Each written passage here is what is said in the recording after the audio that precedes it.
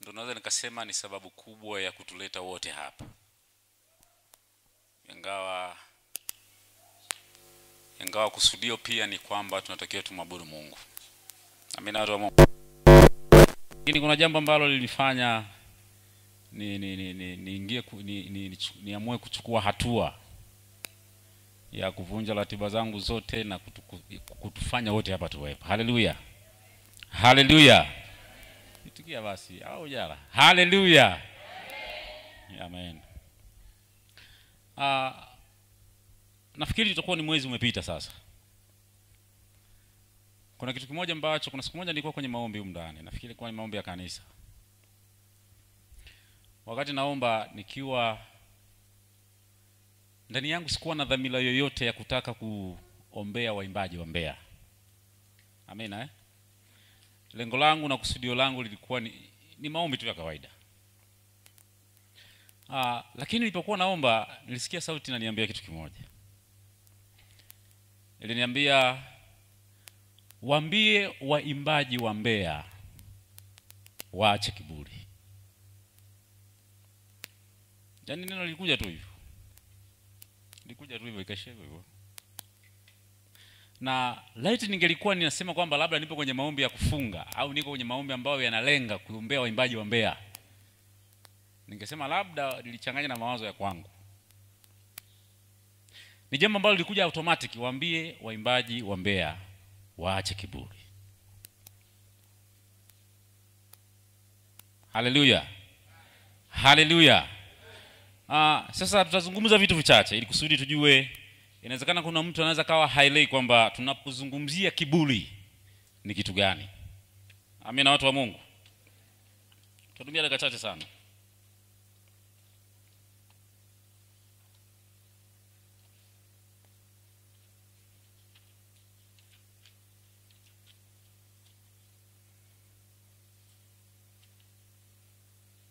Tutumia dakika chache sana.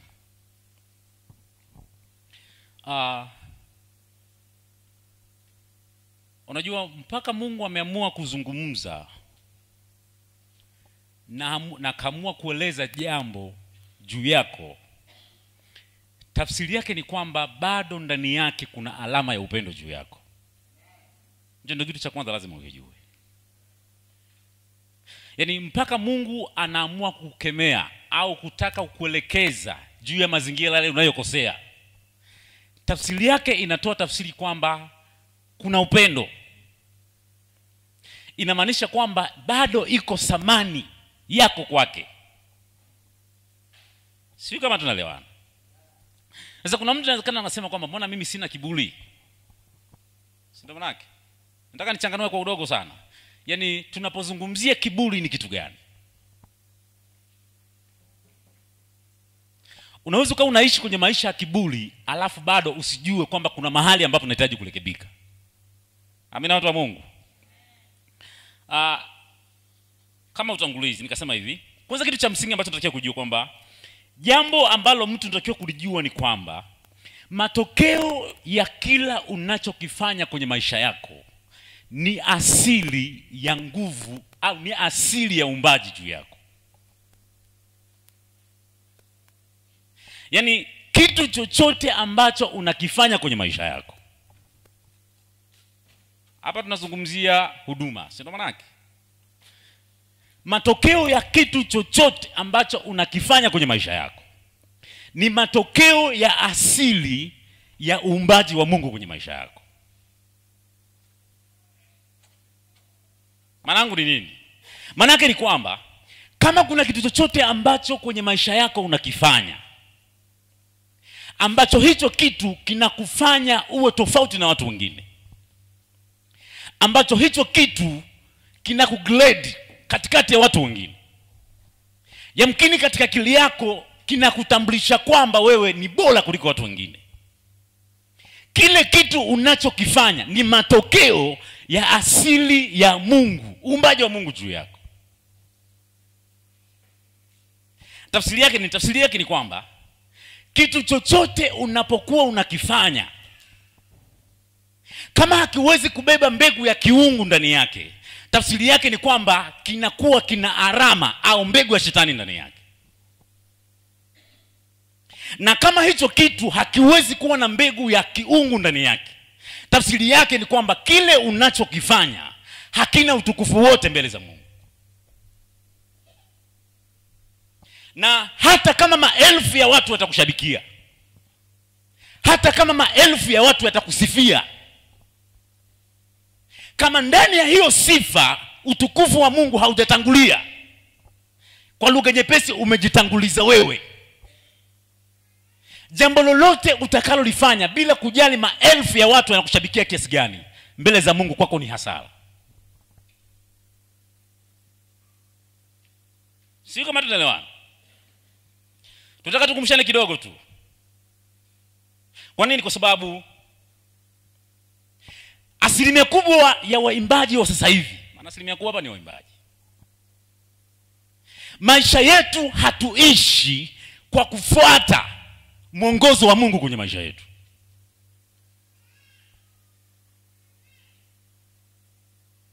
Labda mimi nikuulize swali. Hivi kuna siku umeshai kupata mwaliko, alafu ukawa na muda wa kumuuliza Mungu kwamba je, nimepata mwaliko sawa, lakini je, mahali ambapo nimealikwa, je, ni ruksa yako kwamba niende mahali hapo? Shakulizon. Yaani akili zetu tunaishi kwa ajili ya mapenzi yetu sisi. Yaani kila tunachokifanya kwenye maisha yetu tunataka kuonekana. Ndio uimbaji uliopo sasa hivi. Kuna mahali hauwezi ukaenda kwa sababu hapana watu, maana hawatakuona.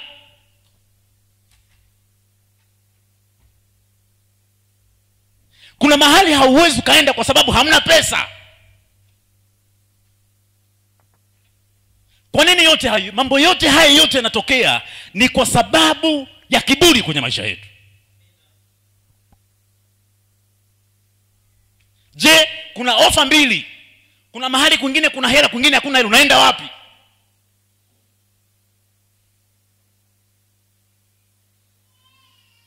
Inawezekana huyo aliyekualika wa kwanza kuna pesa, amekualika. Kuna mwingine akaja kualika, hakuna pesa. Je, ni lini ushawahi kukaa chini ukamuuliza Mungu, kumuuliza kwamba ni mahali ni wapi palipo sahihi ambapo mimi natakiwa kwenda? Kwa sababu kuna wakati ambao unaweza ukataka kukimbilia mahali ambapo unajua, kuna wakati fulani tunaishi kimwili sana. Kuna wakati tunaanza kusema unajua kuna mahali fulani walitangulia, siwezi nikaacha. Inawezekana ni kweli walitangulia, lakini je, asili na kusudi la Mungu juu ya uwepo wako mahali unakokwenda, je, kuna matokeo yote ambayo Mungu ameyakusudia uwe sababu ya uponyaji kwa mtu unakokwenda?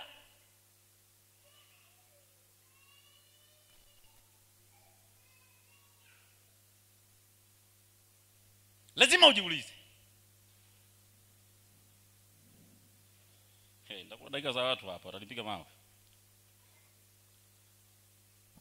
Nikasema hivi, kiburi ni matokeo ya kukataa kuongozwa au kukataa kumilikiwa au kutokutaka kukaa chini ya mamlaka. Sio kama unaelewana? Tunapozungumzia kiburi ni matokeo ya mtu yeyote ambaye hataki kukaa chini ya mamlaka, ambaye hataki kuongozwa, ambaye anaona kila kitu anaweza, hahitaji msaada. Kukaa chini ya mamlaka maana yake nini? Kukaa chini ya mamlaka ni uwezo wa mtu kuishi chini ya mapenzi ya Mungu. Hivi jaribu kuimagine kwa huduma yako. Hiyo huduma unayoifanya leo,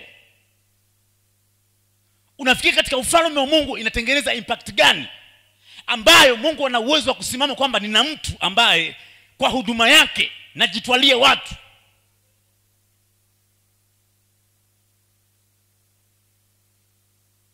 Kama wewe ni mwimbaji, hauwezi kukaa chini ya mamlaka. Na mamlaka yetu ni nini?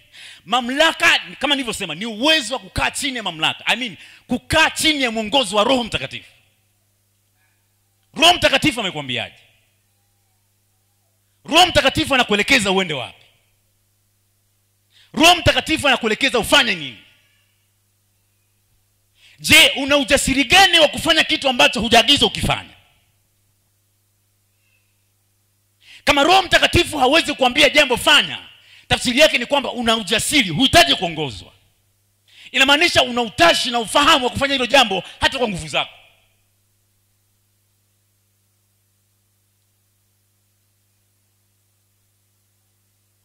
Tujiulize tu sisi wenyewe, yaani kwenye huduma zetu tunaishije?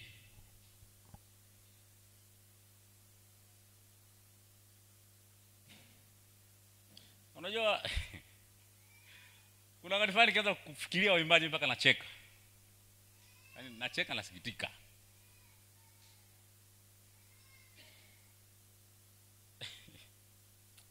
Yaani leo hii kuna mtu ukimuita mahali kama hakuna hela haji.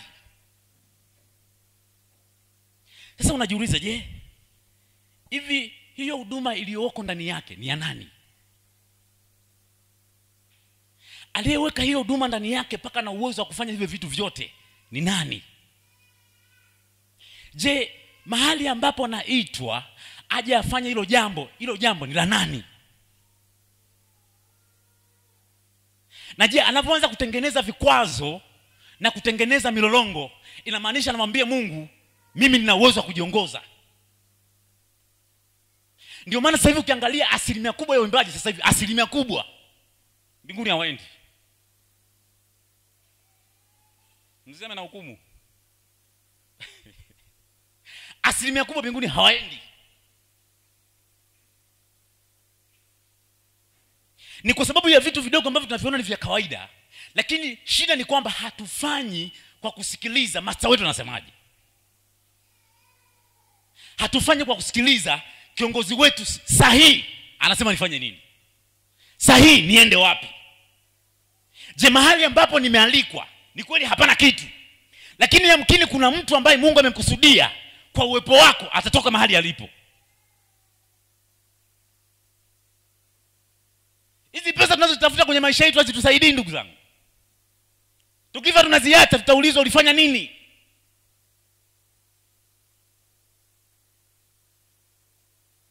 Hawa mitume ambao tunasoma kila siku walifanya mambo makubwa. Msifikirie walikuwa matajiri. Wengine walikuwa kama ombaomba tu.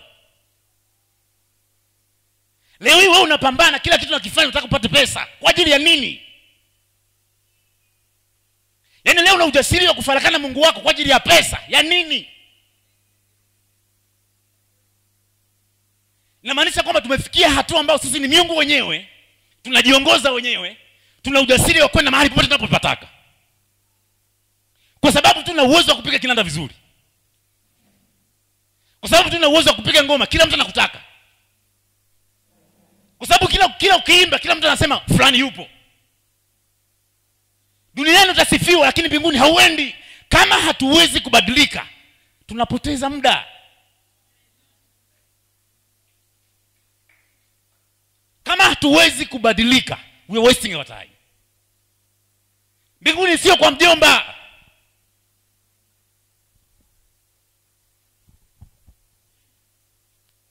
Niombe kitu kimoja. Nilikuwa nafanya survey nikaja kugundua Wakristo kizazi kinachoishi hiki mbinguni mbali sana. Mbinguni ni kujisacrifice, kupoteza mwenzio apate. Kuna mahali ambapo wanafunzi wa Isa kana uliza sasa nauza vyote napata nini? Wana nilimwambia kutaka kwenda kupa magari. Hatuwezi kuzitumia huduma zetu kwa ajili ya kupambana kutafuta kujitajirisha, tunapoteza muda. Hatuwezi kuzitumia huduma zetu baada ya kumfanya Mungu ajitukuze kwenye maisha yetu, tunatafuta pesa, tunapoteza muda.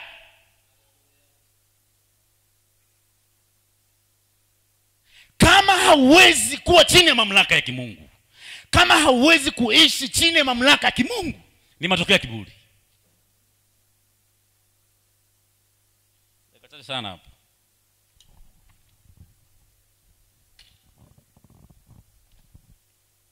Sitakusomea vifungu kwa kurejelea. Unaweza kusoma kitabu cha Yohana 2:15 mpaka 17. Utaona jinsi ambavyo Mungu anajaribu kupingana na kiburi. Lakini pia unaweza kusoma Timotheo wa 2:3:1 mpaka 5. Unaweza kuona pia Mungu anakuelekezaje. Lakini pia ukitaka kuona madhara kiburi, unaweza kuangalia kitabu cha Petro wa kwanza 5:5 mpaka 17. Lakini pia unaweza kusoma Obadia 1:3 mpaka 4. Nirudie. Yohana wa kwanza 2:15 mpaka 17. Bizana muda. Lakini kuna Timotheo wa pili 3:1 mpaka 5. Lakini kuna Petro wa kwanza 5:5 mpaka 7. Lakini kuna Obadia 1:3 mpaka 4. Amina watu wa Mungu. Kama mtu hauwezi kumilikiwa na Mungu, maana yake unamilikiwa na shetani.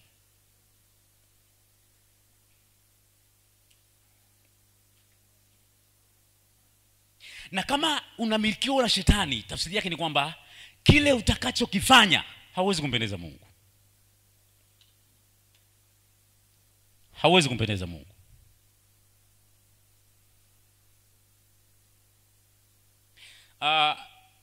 Kuna kitu kimoja ambacho ni muhimu lazima ukijue.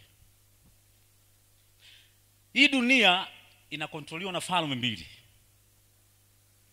shetani na Mungu.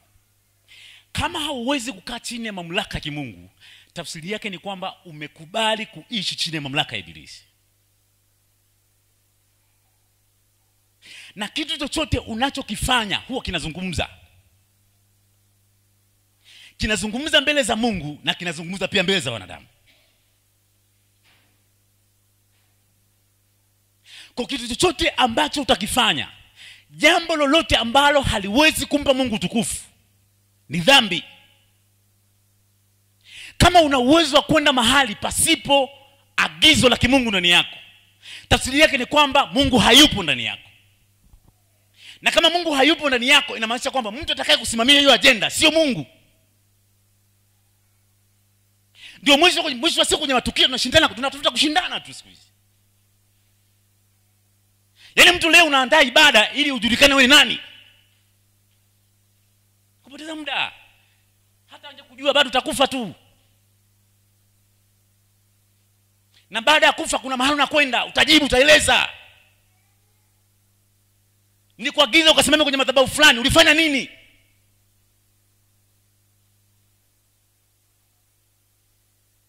Nilikupa huduma hii kwa ajili ya makusudio haya, kuna mahali utakiwa kwenda, hukwenda. Usifikiri labda mbinguni ni dhambi 10 kubwa, labda 20 ndio zitakupeleka. Dhambi moja tu. Moja tu. Lazima maisha yetu tukubali kuishi chini ya mamlaka. Lazima kwenye maisha yetu tujue kwamba kwa sababu tumeokoka, yuko mtu ambaye tulimfuata. Na huyo mtu ambaye tulimfuata ndiye ambaye tunatakiwa tusikilize amri yake. Mwanamke ukiwa umeolewa hautafanya kile unachokitaka, unasikiliza mume wako anasemaje. Hata kama kuna mahali unataka kwenda, unauliza kwanza. Shetani anatenda kazi kwa kiwango cha hali ya juu sana. Kama unataka kutoboa kiurahisi kwenye hii huduma, nenda kumsujudie shetani. Ila kama lazima upambane, ushinde kwanza ufalme huu uliopo. Ila kama unataka kutoboa kwa haraka, kamsujudie shetani. Usiige kila mwimbaji au kila mtu fulani anachokifanya. Wakati unadhaliwa, Mungu alikupa neno lako. Na kila mtu ana njia yake. Simamia njia yako pasipo kujali nani anasemaje. Mimi nasema hata watu wote kama hanielewi sawa tu. Kuna mtu ananielewa. Mungu abariki sana.